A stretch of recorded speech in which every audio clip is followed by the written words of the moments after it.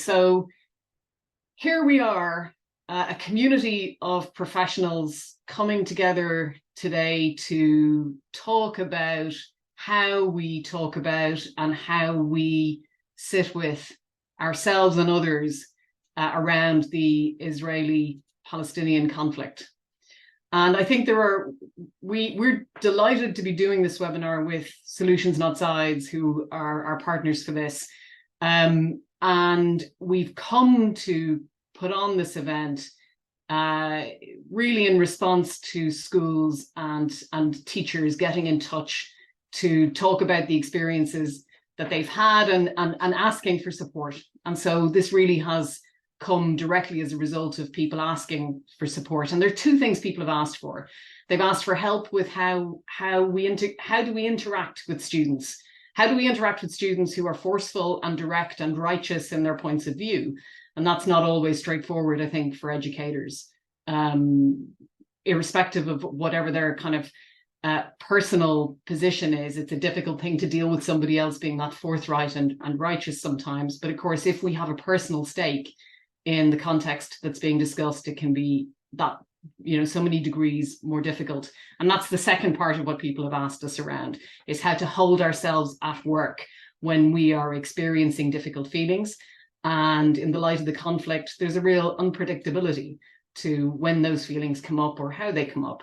And so that's what we will be exploring today with this fantastic panel that we have today. I want to be really clear at the outset that the focus in today's conversation is about how we stay well. So this isn't a forum to talk about or debate or discuss the rights and wrongs of the conflict or to take sides, but it is about how we stay well, how we manage ourselves in painful and challenging times. And in doing that, we'll be reflecting on the experience that people are having in schools. We really welcome and encourage you to join the conversation through your questions, and let us know if there are particular areas that you want us to address and speak to, particular experiences that people have had or particular things that you've found difficult. Pop in some questions and we will pick that up as a panel, because this space is for you and the event is for you. So if you're not hearing what you came here to hear, let us know what we can do and respond to. I'll also say that the intention of this event is to provide a safe space to do that exploring of how we stay well. And people will be in this room and at this event with a range of experiences and a range of feelings. So we are collectively holding our respectful and compassionate and sensitive attention to what everyone is saying and experiencing. And that's the spirit in which we'll talk and discuss today. The last thing before I introduce the panel is just to make everybody aware that if this conversation brings up difficult feelings for you, if you are holding a lot yourself, and it feels like you want some support either immediately, or you want support, maybe to know that support is there for you when you want to draw on it at another point. We have a free counselling helpline, and I'll introduce our charity properly in a minute, but we have a free counselling helpline that's available 24/7. It's staffed by qualified therapists, experienced therapists, and they're there to support education staff. So you can phone them at any time for a conversation, and Jen has just posted the number there, and you can see that. So that 08000 number is available to everybody working in education. I should say, my name's Sinead McBurty. I'm the Chief Executive of Education Support, and we are the charity that exists to support the well-being of everyone working in education. We do that in a whole host of ways, and you can find out more about what we do, and you can draw down on the resources that we've created from our website. So please find your way there if that's news to you. And now I get to go to the best bit of this, which is to introduce the panel to you. I'm delighted to introduce, and maybe I'll start with Jess Brandler, who's come to us from Solutions Not Sides. And Jess, do you want to just say a couple of words by way of introduction? Well, thank you so much, Sinead, and good afternoon or good evening, everyone. So my name is Jess Brandler and I am the Managing Director at Solutions Not Sides.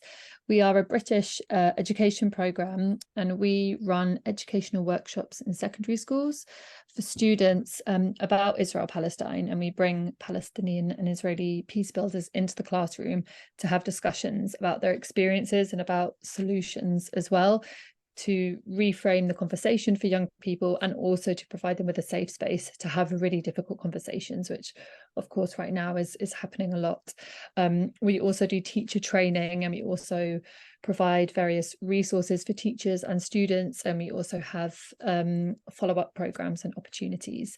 I'm based in Bedfordshire, and as the managing director, my work also includes the mental health support for our staff and for our speakers, and also I kind of run our Middle East work, which means I recruit and I train and I support the speakers from Israel and Palestine that we bring over to the UK or who Zoom in. So yeah, I've been doing this for almost 10 years and I'm very passionate about it and very passionate about mental health as well. So I'm really honoured to be having this conversation with all of you. So thank you. Thanks, Jess. Nardine Khalil, can I ask you, Nardine, to introduce yourself, please? Hello, everyone. I'm Nardine and I'm a psychotherapist. I work with adults, primarily of Middle Eastern background and Arabic speaking backgrounds.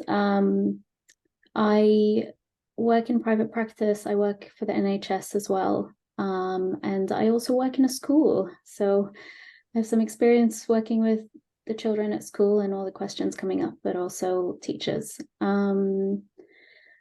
I specialize in thinking about the psychosocial aspect of our sort of psyche, our mental health, and how it intersects with politics, society, religion, language, culture, and everything that comes up that affects how we identify and how we formulate our identities and how it affects our mental health. And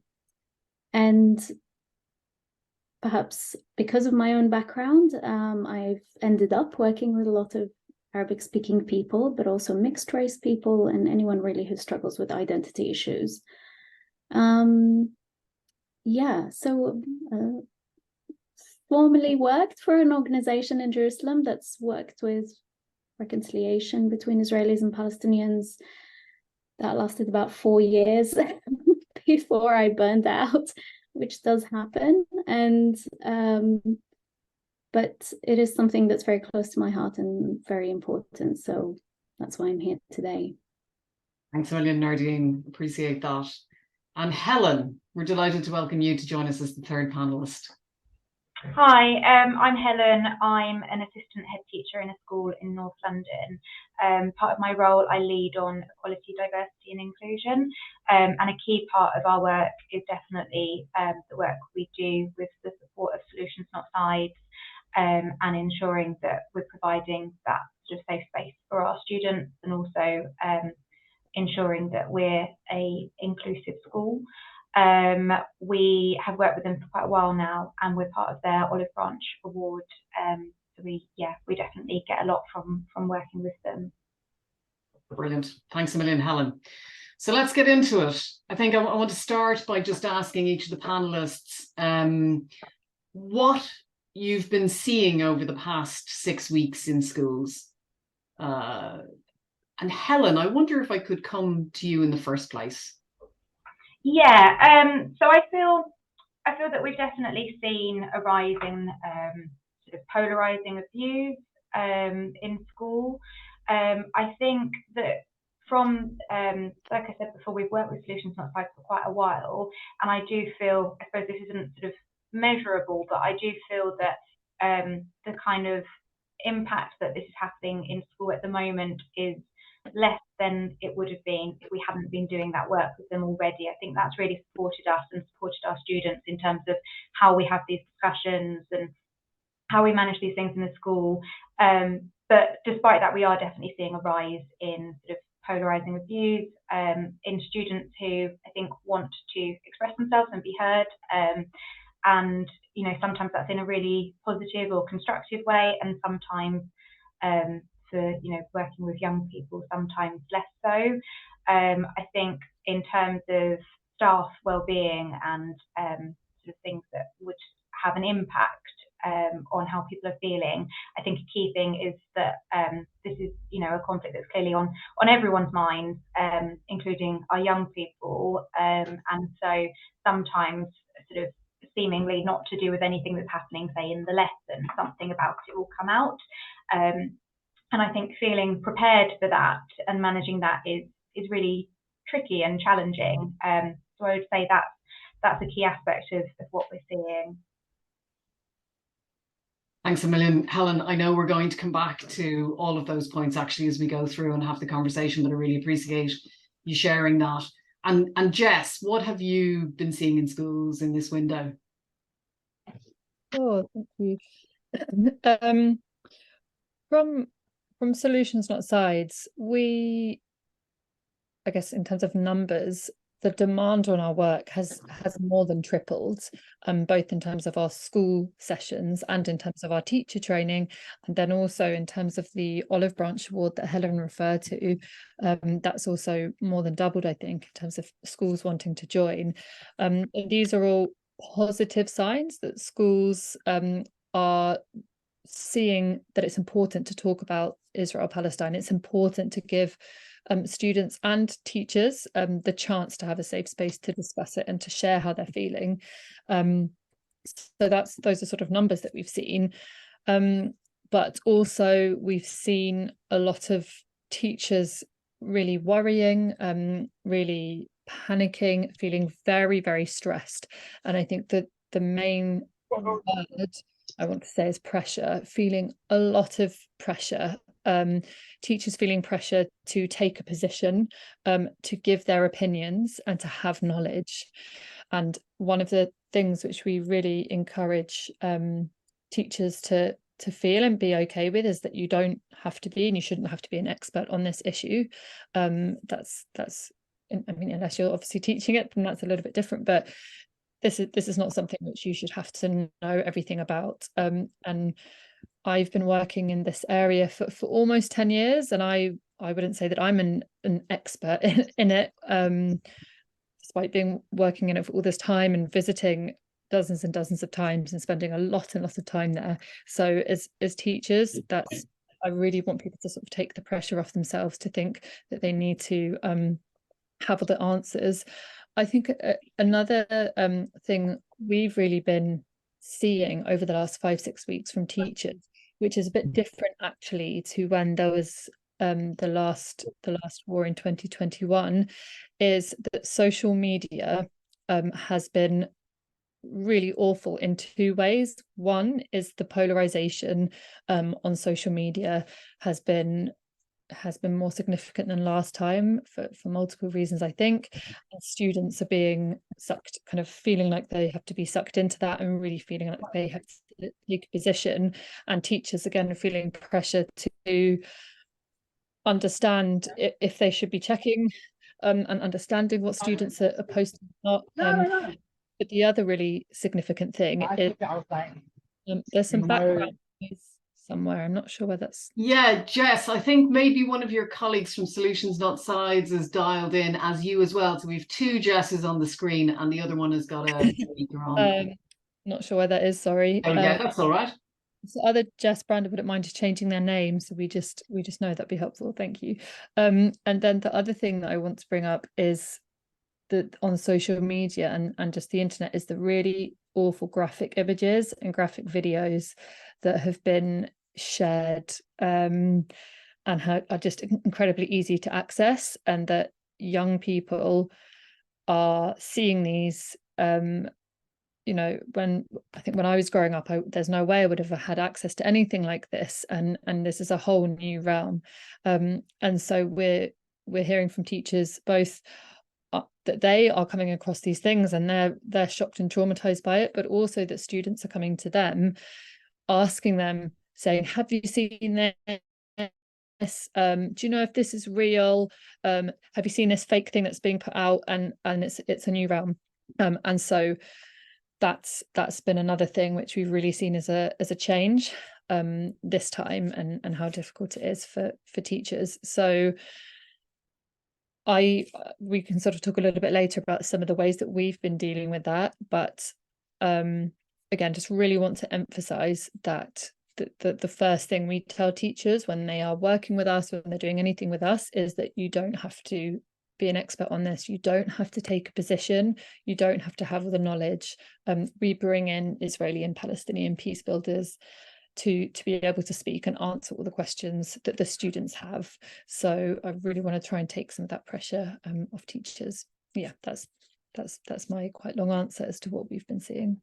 Thanks, Jess. I think it merits a long answer, and appreciate all of that. I think there's aspects of this that we're going to clearly come back to during the course of the conversation. Nardine, I'd like to bring you in and hear from because I know that you know, some of your work is in school, not all of it is, but thinking about the time in schools, what you've been hearing, what you've been hearing over the last 6 weeks.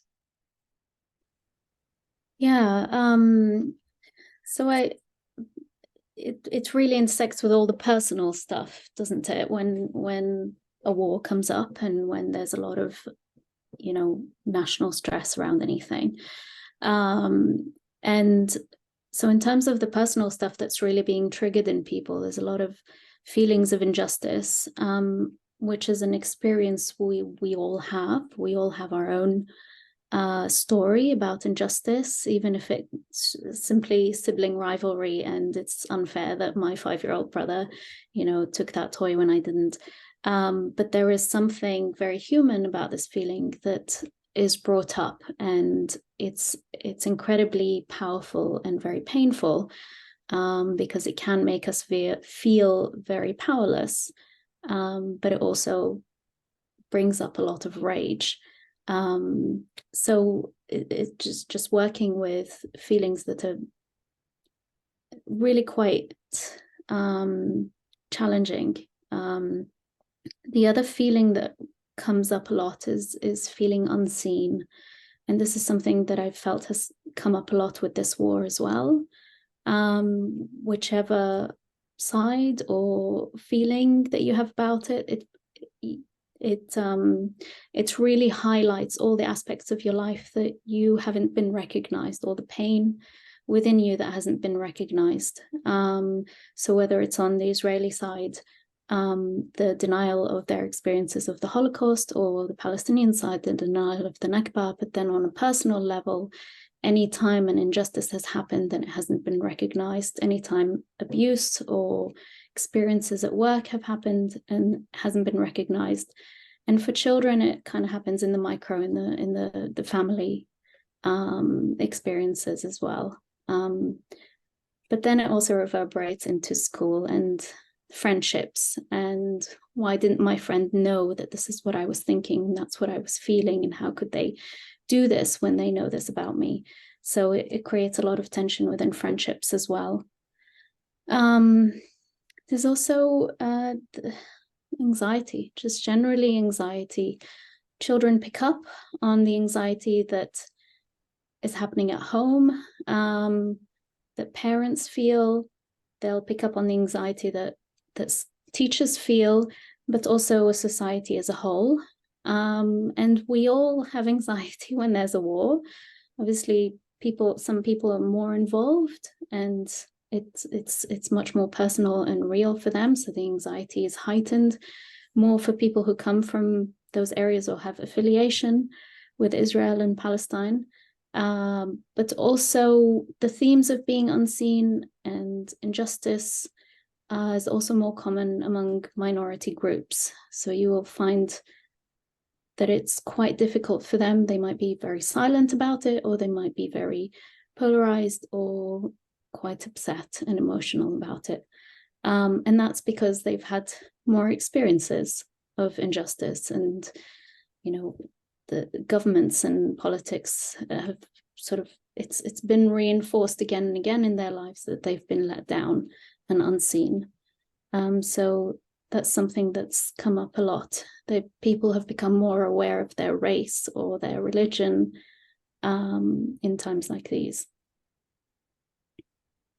Really striking as each of you speak there about I guess the density of the issues that are raised here, for all the different people, for children and young people in different ways, and for staff in different ways. But it really makes clear, I guess, this moment is a very heightened one in terms of what people are experiencing. And I'd like to just come back, I guess, then to some of the elements of having the conversation with children and young people in school. And I guess I'm going to put to the side those educators who are teaching around the conflict, or who are, I'm thinking more of teachers who are maybe being asked questions or asked to discuss the conflict, and it's not their core professional area. It's not what they teach regularly. Jess, when people are asked to respond by young people and to talk about the conflict, if they're sitting there as a person thinking, this isn't what I know about, and at the same time, as Helen said, I don't want to not respond. We have to find a way of engaging with the young people. How can they approach that? How can they be thinking themselves about how they approach that well? Yeah, really good question.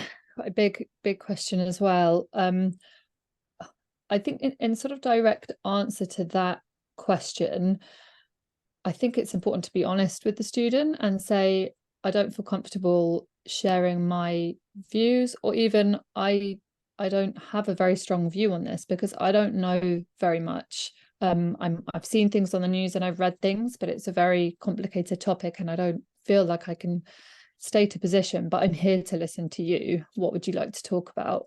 And put the emphasis onto the student. If the student wants to talk, make it very clear that you're there to listen, and that they can trust you that you're there to listen. So that's sort of the direct response that I would consider giving.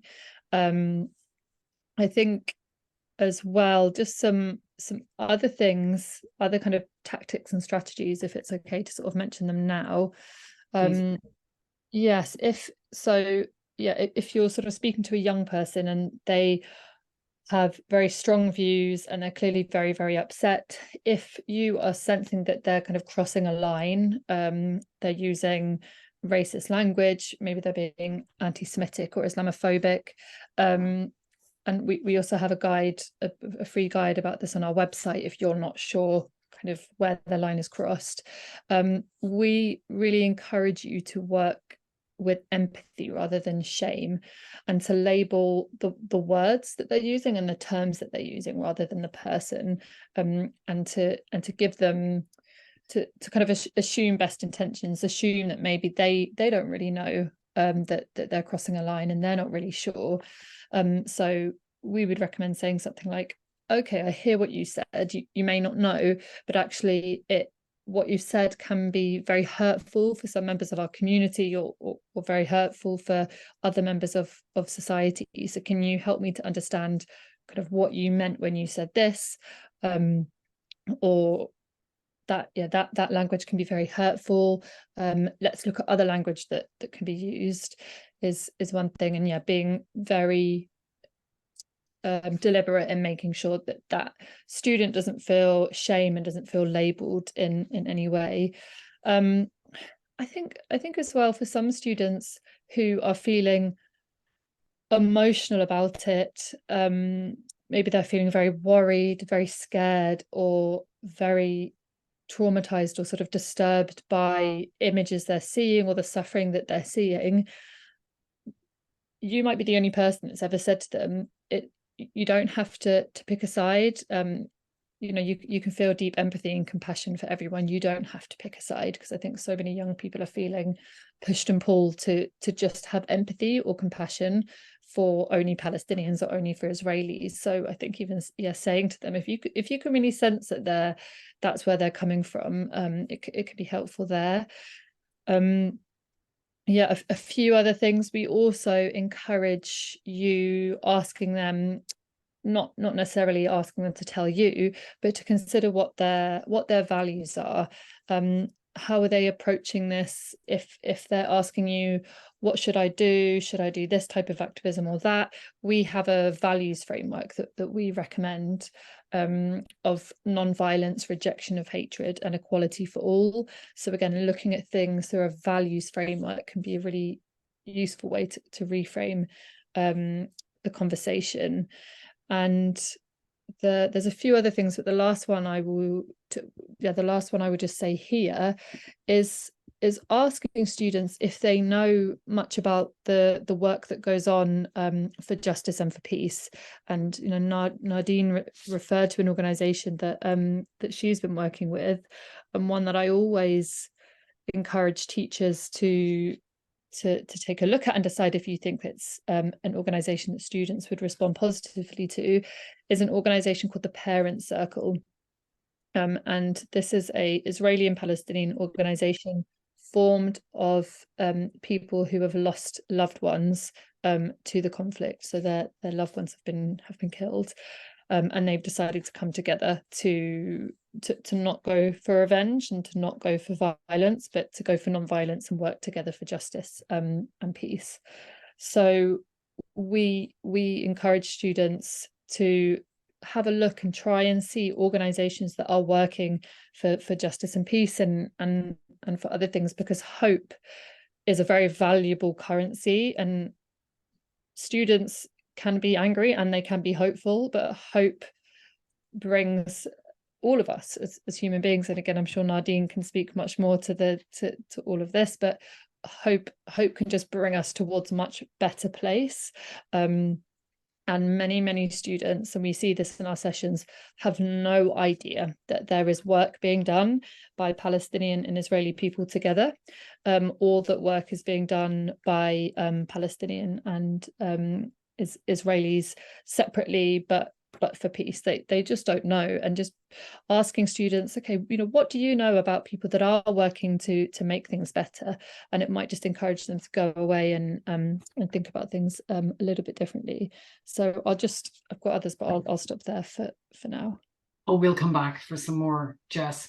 The to anyone who's here actually as an adult, if you're not familiar with Parent Circle, it really is deeply inspiring, and I highly recommend to anyone to look and find out more about it, just for yourself, actually, even if it's not about for your children and young people. To colleagues who are, there we go, thank you for posting the values on there, but to colleagues from Solutions Not Sides, maybe anyone else who's here while Jess is speaking, or my colleagues at Education Support, can you find those resources on the Solutions Not Side website, please, and post them in the chat here for colleagues who are listening to the webinar while we carry on with the conversation. And Clara, I've seen your request, Claire Mellon, for a script per se. We'll talk to Jess after this and we'll look at what notes we might be able to put out, or some version, but we will post something after this to capture some of the conversation.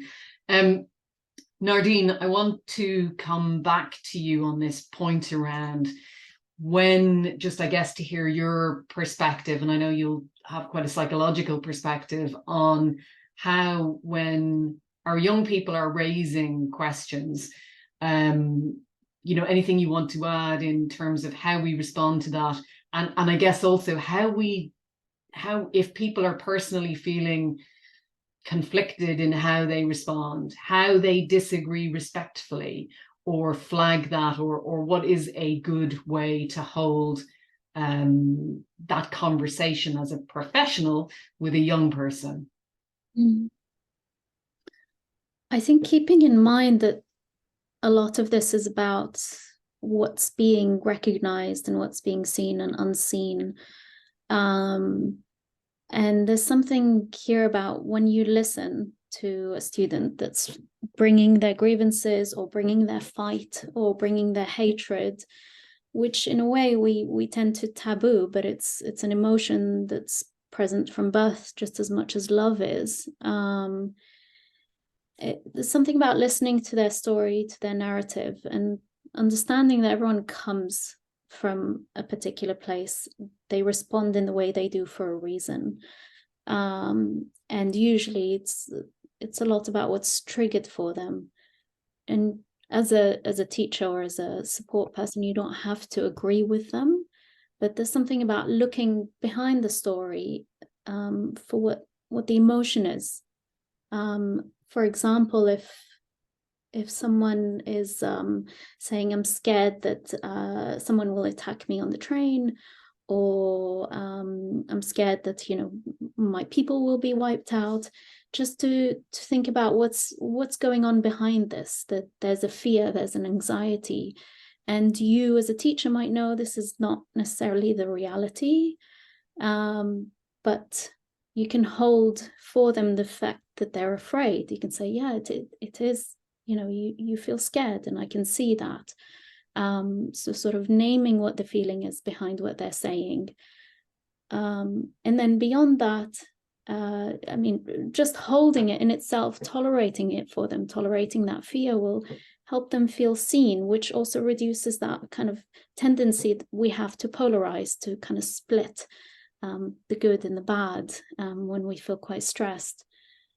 And then beyond that, just thinking, what are they projecting here? Are they projecting their feelings? Am I feeling quite nervous and afraid talking to the student? Is that actually because I'm afraid, or is that because they're afraid and they really can't hold it? It's really intolerable, and they're sort of giving it to me. And there's something about kind of checking in with yourself, if you can do that at the same time. Easier said than done. And if you can't, and if you find yourself reacting, also just forgive yourself. Like Jess was saying, you can't know everything. You can't always hold everything. You're also a human. You also have your own triggers, your own experiences of injustice, of being seen and unseen. And you might be involved. You might be emotionally involved on either side of this war.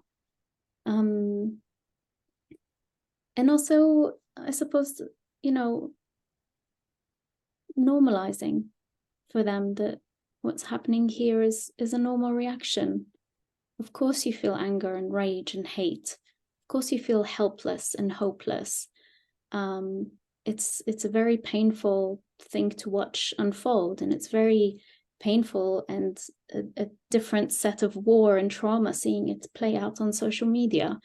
But normalizing that this is going to affect you, it can affect your concentration, it can affect your levels of distraction at school, and just knowing that as a teacher, that if this is someone who feels quite emotional or is somehow involved, that it's going to affect them at school.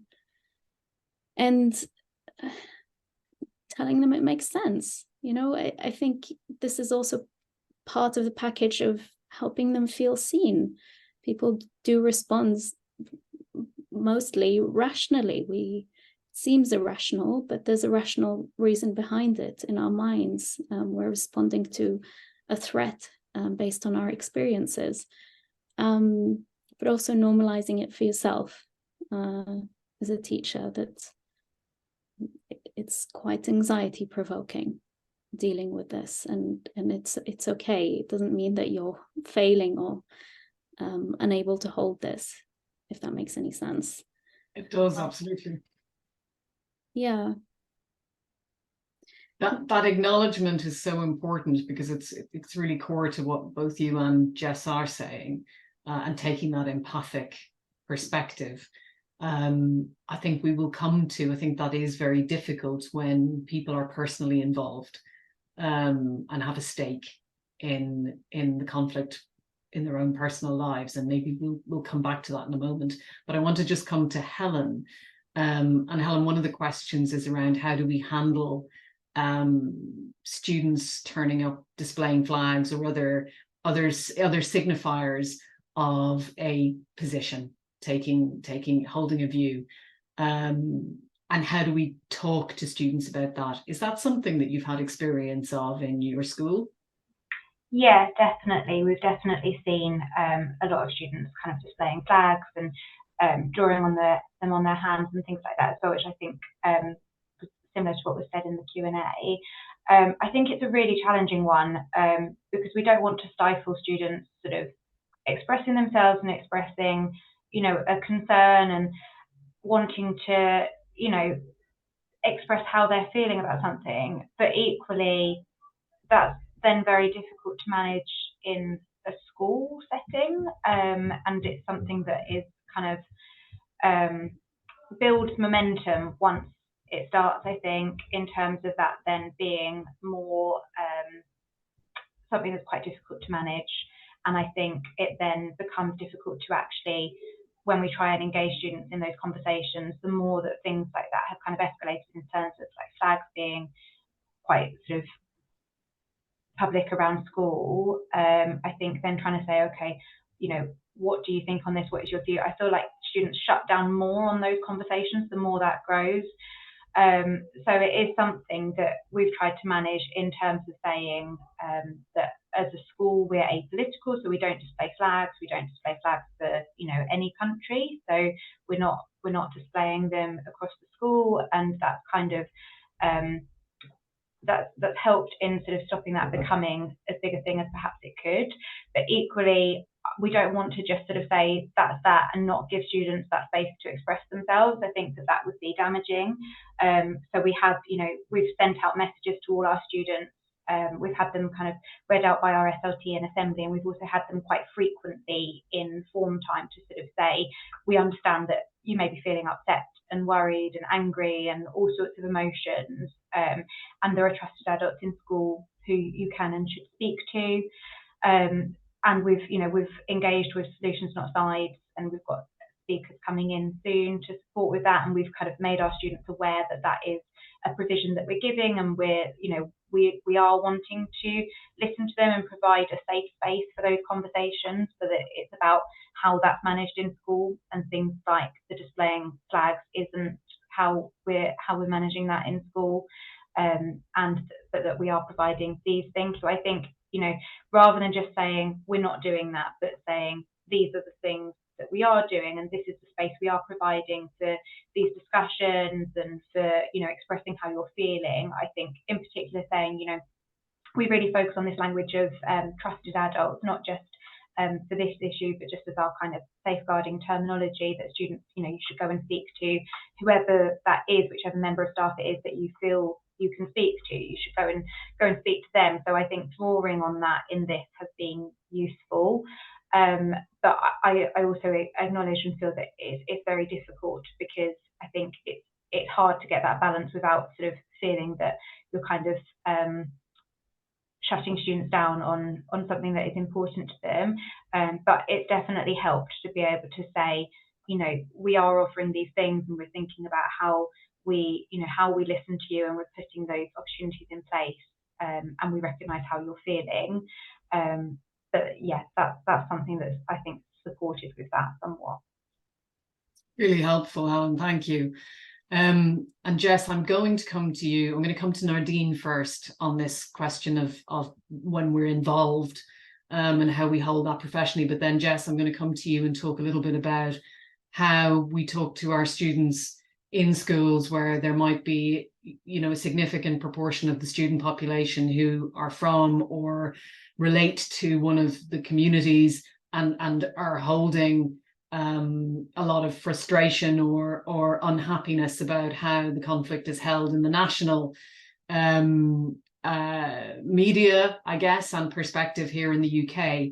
But Nardine, I want to come to you first and just talk about this key issue, really, that we've heard teachers talking to us about, where if they are a member of a community that's affected, and they are a minority in their professional place of work, I think that can be very lonely, it can be very isolating, it can feel quite exposed, and I think colleagues can feel very vulnerable in that situation. how would you talk to somebody who's feeling, and there's a question along these lines that's been posted, but how would you talk to somebody who's having that experience? I mean, I think humanize yourself. We tend to try to be the best that we can, or feel that we must represent a whole population or a whole viewpoint, or everything will come crashing down. But it's impossible.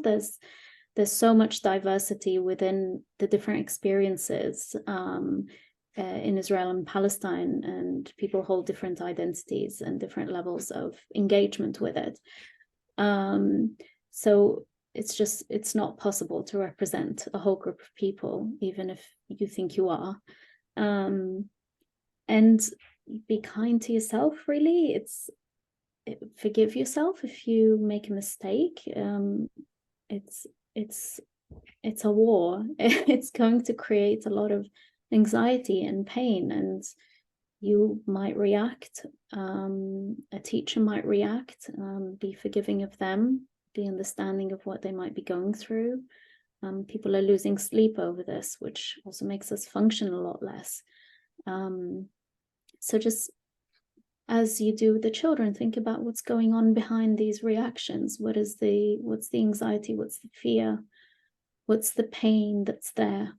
And have some compassion for it, whether it's yourself or other staff. And there is when we feel anxious and stressed, we all do this. It's a very human reaction to split, to try to hold on to something good and to kind of project everything bad onto other people. It's just how we survive, how we function as humans. Something that we do from birth, and it ramps up when we're under stress. And so check in with yourself, think about, when I felt this way in reaction to a piece of news or a comment that a student said or a teacher said, is this my feeling, or is this theirs being projected onto me because it's so horrible? Is it a mix of both? Does it trigger stuff within me? And perhaps find someone that you can talk to about it. Doesn't have to be a therapist. It can be a friend or someone who you feel understands your alignment and isn't going to be defensive or push you away. Someone who makes you feel seen and listened to. There's also something about expecting a certain amount of unloading from your students or staff. Perhaps bracing yourself a bit for a certain amount of unloading, and it's not really that. There's nothing complicated to do here apart from just tolerating it. And if you can tolerate it while they're talking about it, it makes it feel so much more manageable for them, more tolerable for them. That's therapy. Well, I think that this point about finding people to talk to is hugely important, isn't it? Because in the talking, it's not just the validation that somebody else might give us, but sometimes in the talking, the experience of the words coming out of my mouth is me making sense to myself. And I think if we are holding a lot inside and don't have the opportunity to talk with people that we trust, it becomes easier for us to get stuck in a way of seeing the world, and sometimes for that to compound because we kind of see something that we take a particular way and then we can ruminate on it and feel like we have more evidence of that. So I think that talking piece is really important to connect us, actually, and also to deal with some of the loneliness and isolation that might exist in that situation. So I think it also reminds people, if you don't have somebody that you can talk to and feel validated by and safe with in your personal life, or you don't want to bring this conversation home from work, then you can use our 08000 number and we're there to listen. That's a safe place to talk. But I guess I also want to check in, and I don't know if Jess, if you have a point of view on this, if somebody feels like they actually are being treated differently because of who they are, because of their identity in the workplace, in the context of the conflict. How realistic is it for them, in your experience, to talk to school leadership and say, can we talk about this? This is, there is, my experience is, I'm feeling that this is difficult. These are conversations that are difficult, or I feel that I'm a representative of something that's more than myself, and that doesn't feel appropriate for a professional workspace. From your perspective, are those realistic strategies, or are there other things somebody might do in that situation? Yeah, thank you. It's something I actually should have raised at the beginning, in terms of what's been happening. Now there's a few reasons why this might be, but we've had a lot more reports, I think, over the last 5-6 weeks from teachers saying that they feel that there's been anti-Semitism or Islamophobia towards them, or they feel that they are not sure if they are being treated that way because they are Jewish or Muslim, or have other associations with protected characteristics that people relate to or conflate with Israel and Palestine.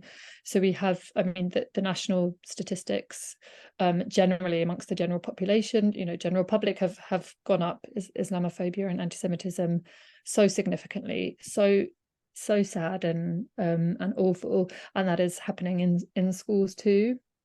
And so we have had teachers say to us, do you think this is anti-Semitic? Do you think this is Islamophobic? And we always encourage them to speak to school leadership. If the school hasn't done training with us, we encourage them to do training. There's also other organizations like Stand Up Education, and they deal with anti-Semitism and Islamophobia, not related to Israel-Palestine, but separately. We partner with them, and they're a really good organization. So we also recommend that school leadership looks at that organization and considers bringing them in. And we also encourage any incidents, and I think most schools have this in place, but to report incidents to Tell Mama for Islamophobia and the Community Security Trust for anti-Semitism. So those are sort of more formal channels. But I think, kind of building on what Nadine had said, if you feel like you've been targeted by a teacher or a student, please don't keep it in with yourself. Speak to someone, bring in another trusted teacher to help manage the situation. If a student is sitting and pressuring you, or a fellow teacher, to take a position because you are Jewish or because you are Muslim, try to remove yourself from that if you can. And I know that's easier said than done, but going back to the beginning, you don't have to take a position on this. You don't have to tell anyone your position if you do, and you don't have to state your opinion. So going back to the sort of content and the purpose of this webinar about teachers' wellness and mental health and care, it's at this moment we are hearing from Jewish and Muslim teachers that it's the hardest time really they've had to teach since COVID was other challenges. But yeah, I know this is a bit of a warbling answer, but there's just so many different things kind of coming to my head, and just encouraging people to look after themselves first and foremost, and don't feel like you also have to be a spokesperson for Palestine or Israel, or have to give answers, or have to respond. So I really hope that teachers, the school leadership can support you and can take steps to help other teachers learn, if you feel like it's other teachers, and to help students learn, and to sort of engage in institutional change as well if necessary. Our Olive Branch Award programme is a 3-year programme that seeks to sort of transform school culture, and that sort of thing can help. And there are other programmes that also are long-term programmes to change school, not to change school culture necessarily, but to strengthen aspects of it. So that's sort of how I'd respond to that. And then just the other thing, which some might find useful is we also have a free guide on very short guide on which students may be particularly affected by what's happening now. And that short resource, it's not exhaustive, but that can be the same for teachers as well. And it might help you if you are wondering if some of your colleagues are affected. So that list, as I said, is not exhaustive, but Jewish people, Muslim, Christian, also people with refugee heritage, first generation, second generation, third, from anywhere in the world can also feel really, really affected by Israel-Palestine. So there's a few other things in that guide, but it might just really help you if you're wondering if your colleagues are affected.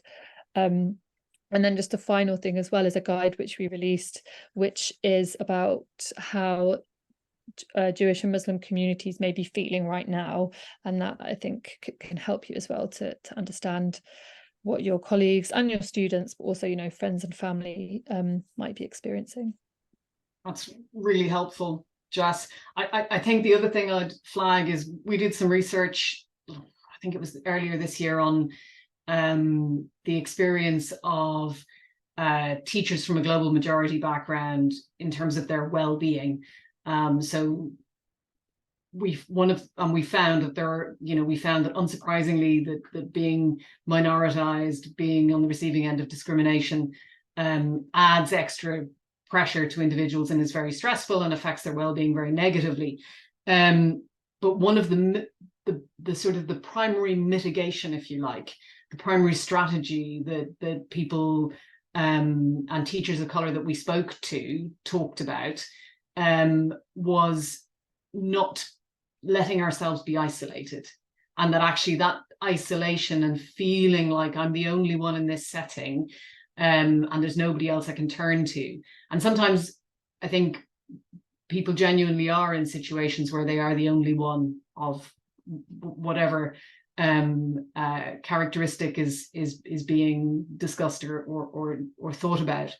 But in that case, I think what we learned in that research was it's really, really important to reach across all the other networks that you have and connect with other people who are having a comparable experience, because the greatest risk actually is in you being isolated. And I think the experience can become so much worse as a consequence. But also, to echo what Jess said, the need to say if you're experiencing, and I see in the comments, I don't know if it's the same individual or not, but somebody posting that actually it's not so much being on the receiving end of discrimination as much as people not discussing and avoiding stuff. And I think that is very recognizable. I think many people don't know how, are afraid to, and whatever, the net effect is we can feel very unattended to at a time of great pain and grief. That can feel very hurtful. And I think as a professional, that's very difficult. And I think in terms of you trying to stay as well as you can, it's the same strategy, which is to try and find those connections and relationships outside of the school that can help you to process and digest those experiences. We've got a very short amount of time left, and I want to just take final thoughts from Jess, Nardine and Helen. I just quickly want to check, Jess, we don't need to get into this in any detail, but quick one word, yes or no, maybe. In your resources, do you have resources that talk about how people can talk about the history of the conflict with their students if they want to, or is that something that they would sign up to a program if they want to get additional support around that? Across our resources, there's some which do deal with the history, and also that deals with some terminology as well, which might be useful. But I would encourage teachers that do want to talk to their students about it to do it through a program, even if it's not bringing us in or bringing in another organization, but yeah, using resources that are out there. We also have an assembly pack, and there's another organization called Parallel Histories, and they do workshops and resources, and I think they're sort of self-driven, can't remember the right term, but resources that teachers and students can do that goes back to the Balfour Declaration, sort of deals with the older history. Yeah. So that might be something as well that teachers want to look at if they want more of a historical focus. Really helpful. I really want to appreciate Miriam in this moment for furiously posting links. And I'm guessing that that's also going to be helpful when we think about responding to students. I guess it's the same kind of conversation when people are making comparisons with Ukraine in lots of ways. And going back to some of the resources that we've talked about earlier, I think just to tie off, because I know that wasn't a question that we came back to. One of the things I want to just quickly touch on before I ask the panelists for their final thoughts is, I know some people have been in experiences where either a student has been in a heightened state of agitation or distress, and it's unexpected and it's not their day job to be dealing with that, or that individuals themselves are sometimes surprised by their own emotions and feeling like the emotions are cascading over them and a bit overwhelmed in the moment. So I just want to remind people of two very quick things that can be deeply helpful in that moment when we become overwhelmed. One is 5, 4, 3, 2, 1, and it's a simple grounding exercise that when we are in a state of overwhelm, it can be very helpful to think about our senses. So what are 5 things that I can see? Let me find those 5. 4 things that I can touch. Think about 3 things I can hear in this moment right now. 2 things I can smell, and 1 thing I can taste. And in the process of bringing our attention back to our senses, actually it grounds us and can help us from maybe spiraling into a place that we don't want to. It can be a very helpful and quick way of grounding. And the other one is a simple breathing exercise, where we breathe in for 4 seconds. Ideally, you do this in and out through your nose. Breathe in for 4 seconds, hold your breath for 2 seconds, and then exhale for 6 seconds. And if you do some rounds of that, that can be calming for your heart rate. Unless you have blood pressure. If you have high blood pressure or hypertension, then don't hold your breath. Breathe in for 4 and breathe out for 8 seconds. But that slowing down our breath helps our heart rate come down. It can be very helpful to help ground us and calm us in the moment when we may not have an awful lot else to hand. So panelists, can I ask you for any last thought that you want to leave with people before we sign off? And Helen, can I come to you first on that? Yeah, I think something that sort of I thought was really important from what you just mentioned was about kind of recognizing that you might not always even know how you feel yourself until those emotions have kind of come out in some way. And I think that's really important in something like this, especially when, you know, we're all immersed in it in terms of what we're seeing in the news and it, you know, being on our minds all the time. But I think in particular in schools, there's that extra element that it's being, you know, brought up a lot.